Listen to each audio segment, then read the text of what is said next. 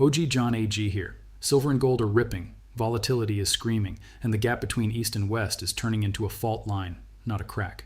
Today we are no longer talking about what might happen tomorrow in China. Shanghai is back, premiums are real, and the tape is telling you exactly where the stress is. Silver and gold are surging higher, but this is not the move. This is the warm-up before the real volatility hits. Donald Trump has already raised global tariffs to 15%, the dollar is bleeding, and now Chinese markets are back online after more than a week offline. This is not theory. This is the exact kind of macro, geopolitical, and structural setup that turns normal price action into financial warfare across currencies, metals, and debt. If you're new here, I'm OG John AG, and this is financial warfare education using live data, not narratives, not hopium. We walk through price, ratios, premiums, tariffs, and debt. And we treat silver and gold like what they are, strategic assets in a broken monetary system. Let's start with where we are today, not close. On Monday, silver opened the week already on fire, trading around $87.95, up almost $3 on the session and more than 3% in a single day. Gold pushed to about $5,120, adding over $100 in one session, a little over 2%. The gold-silver ratio has now broken below 60 again. That's a ratio alert. Less than 60 ounces of silver to buy 1 ounce of gold is not a random statistic. It's a live signal that silver is outperforming and compressing the spread. Here's how the discipline works. Above 60, you can reasonably split between gold and silver. Below 60, you start favoring gold on new buys because the trade you're stalking is the future swap, flipping silver into gold when the ratio falls much lower. I've already walked through how that swap can look. When the ratio dropped into the 40s earlier in the cycle, that was the window to trade silver into gold 3 separate times. That's not about loving one metal over the other, it's about using their relationship as a live arbitrage between two forms of monetary insurance. Right now, the ratio is heading back toward those aggressive levels again. If it pushes into the low 50s or 40s with this kind of volatility, you're going to see sophisticated players quietly rotate ounces, not Netflix watchers chasing headlines. Segment 2. Silver's market cap and the asset league table. Now zoom out from the day-to-day and look at the league table, the top global assets by market cap. On Friday, silver needed just a few more dollars to overtake Nvidia again. By Monday, it did it. Silver is back in the number 2 spot by market cap, right behind gold. Think about what that actually means. A monetary metal, hated and ignored for over a decade, has now retaken the second position above megacap tech, with gold still sitting at the top of the stack. On that same list, Bitcoin is still hanging around the number 13 spot at about $65,000 per coin. Platinum is down around rank 28, Palladium is around 55, and Ethereum is way down near 82. The story there is not crypto bad, metals good.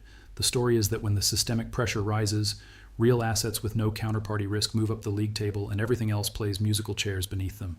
Silver is not a meme coin, it's a monetary pressure gauge. The fact that it has retaken that second spot with gold on top is the market quietly admitting what central banks will never tweet. The game is rigged and the collateral is scarce. Segment 3. Tariffs, Trump, and the dollar. Now let's talk about what the current president is actually doing to the plumbing of the system. Trump has pushed global tariffs from 10% up to 15%, explicitly targeting U.S. trading partners and explicitly trying to weaken the dollar.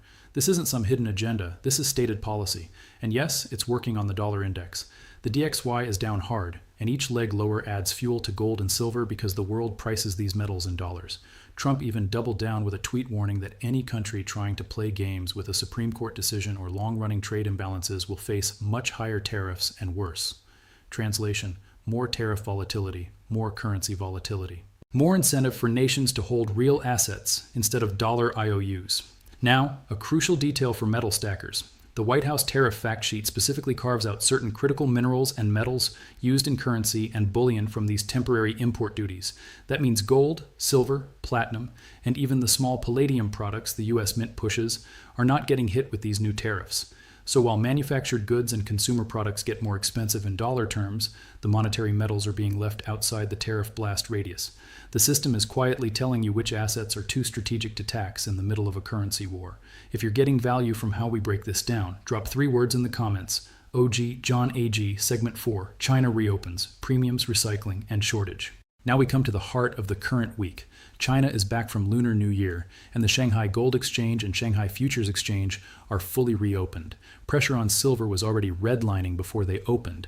Implied volatility going into the reopen was up around 88%, with Shanghai trading at about a 10.5% premium above the LBMA price.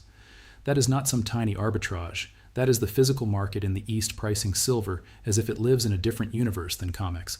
And it doesn't stop there. On the ground in China, major recyclers in Shenzhen were already bidding around $95.40 an ounce to buy back 4.9 fine silver before the futures exchange reopened.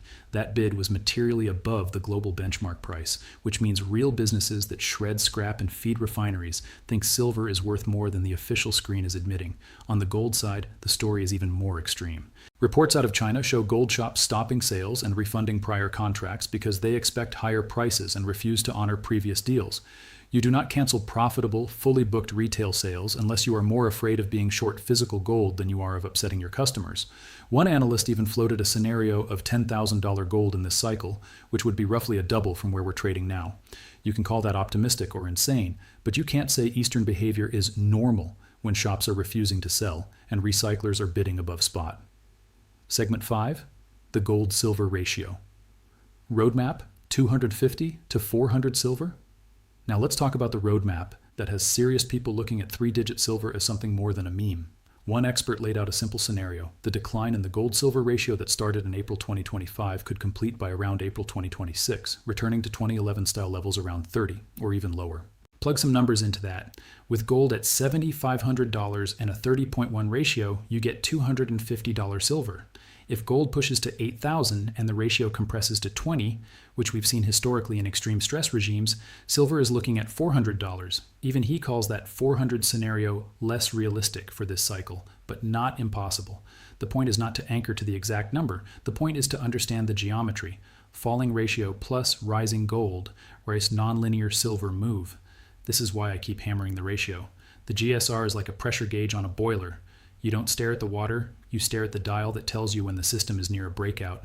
Segment 6, debt, fiat, and the endgame. Now let's step all the way back and look at the foundation, global debt. Gold Silver HQ put out a chart showing total global debt over time in trillions of dollars, and it's now up around 350 trillion in 2026. That curve is not linear. It is aggressive, exponential, and still bending upward. You don't need a PhD to understand what exponential debt and political gridlock produce. Every fiat currency in history has eventually gone to zero, not because of math errors, but because politicians always choose more debt over honest default. When that final phase plays out, what is left? Not the promises, the collateral, not the digits, the metal. That's why the real endgame conversation is not which stock should I buy this week. It's how much of my balance sheet is in assets that cannot be printed. Gold and silver are not speculative lottery tickets in that framework. They are the fire insurance on a wooden house built in the middle of an electrical storm. Segment 7. This week, volatility, tariffs, China, and $100 silver risk. So what does all of this mean for this week and the weeks immediately ahead? Chinese markets are open again, with futures and spot already showing big premiums relative to the West. Recyclers in Shenzhen are bidding above global spot to get physical silver into their hands. Gold shops are refusing to deliver at previously agreed prices, an open admission that they expect aggressive upside. The tariff war is escalating, not de-escalating, and it's structurally negative for the dollar. Global debt is at a record and still climbing, with no politically realistic path to a soft landing. Put those together, and you have the conditions for one of the wildest weeks in silver we've seen yet in this cycle. Can we see $100 silver again soon? Absolutely, especially in Shanghai, which is already trading at a massive premium to COMEX.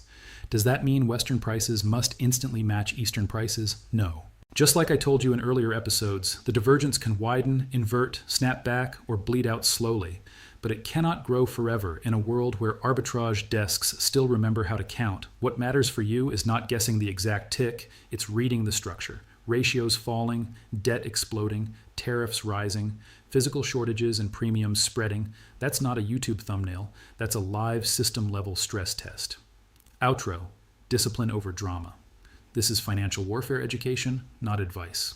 I'm not here to tell you to mortgage your house for silver or FOMO into gold. I'm here to show you how the pieces fit together so you can stop making decisions off headlines and start making them off data.